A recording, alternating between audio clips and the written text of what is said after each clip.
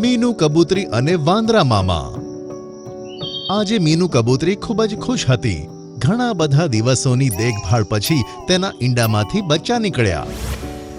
આસપાસના પક્ષીઓ અને જાનવરોએ મીનુ કબૂતરીને ખૂબ જ શુભેચ્છાઓ આપી અને બાળકોને ખૂબ જ પ્રેમ આપ્યો. મીનુ કબૂતરીએ તે બંનેનું નામ ચિંકુ અને મિંકુ પાડ્યું. એક દિવસ મીનુ કબૂતરીએ બંનેને કહ્યું કે, ચિંકુ મિંકુ, હું તમારા માટે તમારું ફેવરિટ એપલ લેવા જાઉં છું. માળાથી બહાર નીકળવાનો પ્રયત્ન ન કરતા, ઠીક છે? સારું મમ્મી. અમે ક્યાંય નહીં જઈએ. સાંભળીને મીનુ કબૂતરી ત્યાંથી જતી રહી. થોડી વાર પછી મોન્ટુ વાંદરાની નજર તેમના પર પડી. અરે ચિંકુ મિંકુ, આજે તમે એકલા કેમ છો? મમ્મી અમારા માટે અમારું ફેવરેટ ફ્રૂટ એપલ લેવા ગઈ છે, તેથી અમને એકલા છોડીને જતી રહી. કદાચ મીનુ કબૂતરીને ખબર નથી કે ગોલ્ડી પાછો આવી ગયો છે. વાંદરા મામા, આ ગોલ્ડી કોણ છે? ગોલ્ડી એક બાજ છે જેને તમારા જેવા નાના બાળકોને ખાવાની ખૂબ મજા આવે છે. પણ તમે ડરશો નહીં.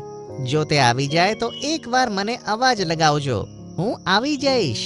કહીને મોન્ટુ વાંદરો પાછો પોતાના ઝાડ પર જતો રહ્યો. થોડી વાર પછી ગોલ્ડી ત્યાંથી પસાર થતો હતો. ચિંકુ મિંકુને એકલા જોઈ તે તેમની પાસે પહોંચ્યો અને લાલચભરી નજરે તેમની સામે જોવા લાગ્યો. અરે વાહ, આજે તો મજા આવી જશે. એકદમ તાજા તાજા બચ્ચા છે. પહેલા કોને ખાવું, લેફ્ટ કે રાઈટ? બંને બચ્ચા તેને જોઈને ડરી ગયા અને બૂમો પાડવા લાગ્યા. વાંદરા મામા, વાંદરા મામા, જલ્દી આવો, ગોલ્ડી બાજ અમને ખાવાનો જ છે. તેમની બૂમ સાંભળીને મોન્ટુ વાંદરો હક્કો બક્કો થઈને ભાગમ ભાગ તેમની પાસે આવ્યો. ગોલ્ડીબાજ બચ્ચાને પોતાનો શિકાર બનાવે તે પહેલા જ મોન્ટુ વાંદરો ત્યાં આવ્યો. આ બચ્ચાઓ પર કાળી નજર ના નાખ ગોલ્ડી, જતો રહે અહીંયાથી. આજે તો તમને આ વાંદરાએ બચાવી લીધા, પણ આવતી વખતે હું તમને જરૂર મારો શિકાર બનાવીશ. એમ કહીને મોઢું બગાડીને તે જતો રહ્યો. થોડી વાર પછી મીનુ કબૂતરી ત્યાં આવી ત્યારે તેના બચ્ચાઓએ તેને બધી વાત કરી. મોન્ટુ ભાઈ, તમારો ખૂબ ખૂબ આભાર. આજે તમે ના હોત તો મારા બચ્ચાઓ પણ અહીંયા ના હોત. અરે આ તો મારી ફરજ હતી મીનુ. જો તારા પર ક્યારેય કોઈ મુશ્કેલી આવી તો અમે પણ તારો જીવ જરૂર બચાવીશું. સાંભળીને મોન્ટુ હસવા લાગ્યો. ભલા એક નાનું પક્ષી તેનો જીવ કેવી રીતે બચાવે? સારું, હું જાઉં છું. તારું ધ્યાન રાખજે. થોડા દિવસ પછી મોન્ટુ વાંદરો ઝાડ પર બેસીને કેળા ખાતો હતો. ક્યાંકથી ગોળી ચાલી અને તેના પગમાં વાગી. તે નીચે આવીને પડ્યો. આહ! મારો પગ! તેની ચીસ સાંભળીને આજુબાજુના જાનવર ભેગા થઈ ગયા. મીનુ કબૂતરી અને ચિંકુ મિંકુ પણ ત્યાં પહોંચી ગયા. વાંદરા મામા, તમને તો ગોળી લાગી છે. જરૂર શિકારી આજુબાજુમાં જ છે. ત્યાં જ બધાએ જોયું કે સામેથી શિકારી દોડતો દોડતો આવી રહ્યો છે. બધા જાનવરો ત્યાંથી ભાગી ગયા. મીનુ કબૂતરી પણ પોતાના બે બચ્ચા સાથે ઝાડ પર જઈને બેસી ગઈ. અરે આ શું? એક વાંદરાને ગોળી લાગી? ચલો કઈ વાંધો નહીં, સર્કસ ટીમને વેચી નાખીશ.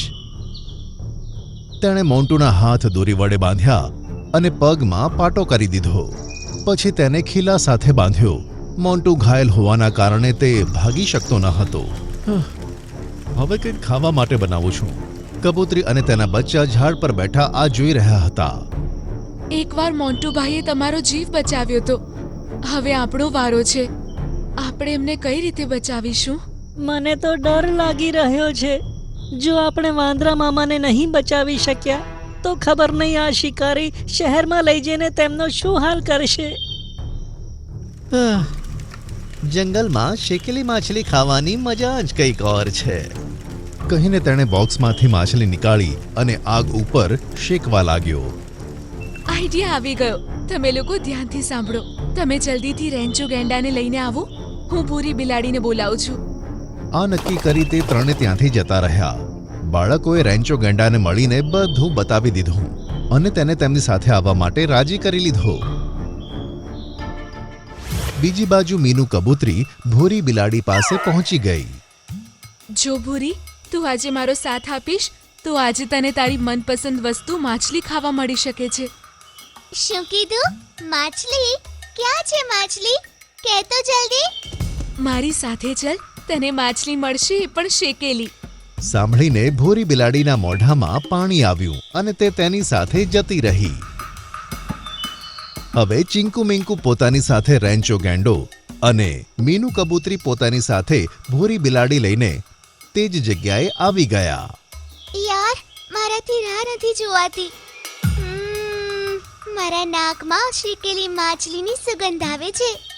હવે તારે રાહ નહીં જોવી પડે ભૂરી. એ માછલી પર તરાપ મારીને તું સીધી ગુફા તરફ ભાગજે. એ શિકારી તારી પાછળ આવશે અને આપણે એટલામાં મોન્ટુ બંદરને છોડાવી લેશું. ઠીક છે. અને પછી ભૂરી બિલાડી ભાગતી ભાગતી તેની પાસે ગઈ. એક ઝપાટમાં તેણે માછલી પોતાના મોઢામાં મૂકી અને પછી ગુફા તરફ ભાગવા લાગી. એની આ હિંમત! હમણાં ઊભી રહે! શિકારી બૂમ પાડતો તેની પાછળ ભાગ્યો અને બાકીના જાનવર મોન્ટુ વાંદરા પાસે પહોંચ્યા. રેન્ચો ગેંડાએ પોતાના શિંગડાને ખિલ્લી પાસે ખૂંપ્યું અને પછી તેને કાઢવાનો પ્રયત્ન કરવા લાગ્યો.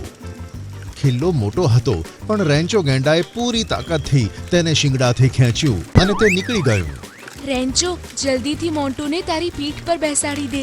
રેન્ચોએ મોન્ટુને પોતાની પીઠ પર બેસાડ્યો અને બધા જાનવર ત્યાંથી ભાગી ગયા. આ બાજુ શિકારી ભૂરી બિલાડીની પાછળ પાછળ ગુફાના મોં સુધી ગયો અને રોકાઈ ગયો. ગુફાની અંદર કોઈ મોટું જાનવર હોઈ શકે છે. અંદર જવાનું ઠીક નથી.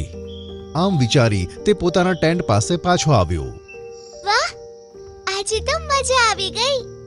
ભૂરી તો મજાથી માછલી ખાવા લાગી. તારો ખૂબ ખૂબ આભાર મીનુ કબૂતરી. તારા કારણે જ મારો જીવ બચી ગયો.